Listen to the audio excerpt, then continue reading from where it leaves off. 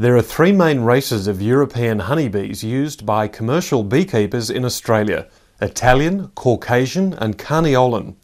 Italian bees are the most popular because they're suited to tropical and subtropical climates. In colder areas, beekeepers often keep Caucasian and Carniolan honeybees. There are many more races than the three mentioned.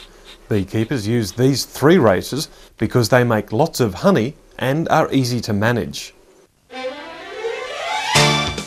The Italian honeybee is usually hard-working and gentle. Their golden colour varies between the strains.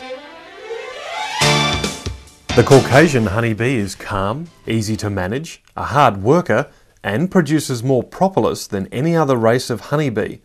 These bees have black bodies with silver stripes. The Carniolan honeybee is gentle, has a black body with greyish hairs. In every bee colony there are three castes of bee: a queen, drones and workers. One queen, hundreds of drones and thousands of workers. They are interdependent, which means they rely on each other for survival. The queen's job is to lay eggs. She's the only one in the colony which can lay eggs to produce female and male bees. She's fed and cleaned by the worker bees, so she can spend all her time laying eggs.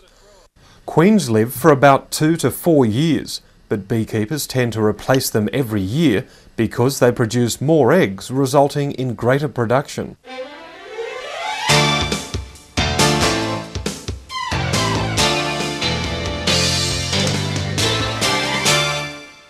Drones are stingless male bees. They're shorter than the queen, but about twice as heavy as a worker.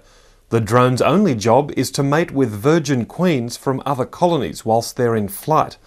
After they've mated with the queen, they die instantly. Drones are unable to collect food, and workers may banish them from the hive when food is scarce.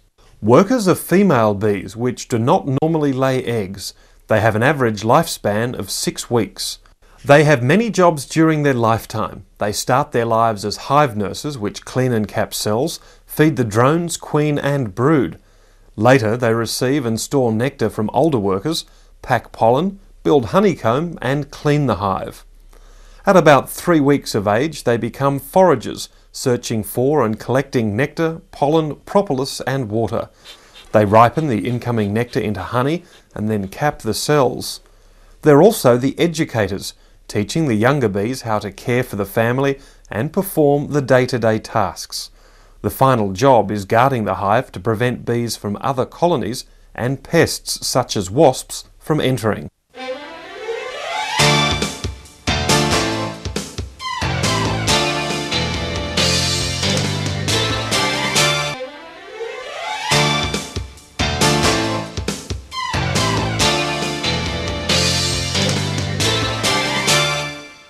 Australian beekeepers use hives that were designed in 1851 by the Reverend Lorenzo Langstroth, as this design suits our conditions.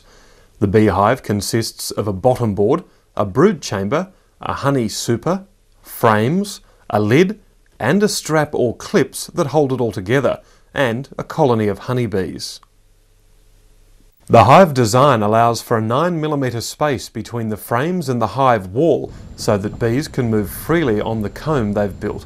If the space is greater, the bees will build another comb, making it difficult to remove the frames. The bottom board is the base where bees enter and leave through a space at the front of the hive. The brood chamber sits on top of the bottom board and is where the queen usually lays her eggs.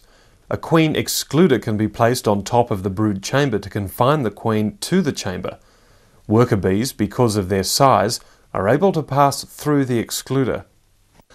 The honey supers, often called supers, are stacked on top of the brood chamber.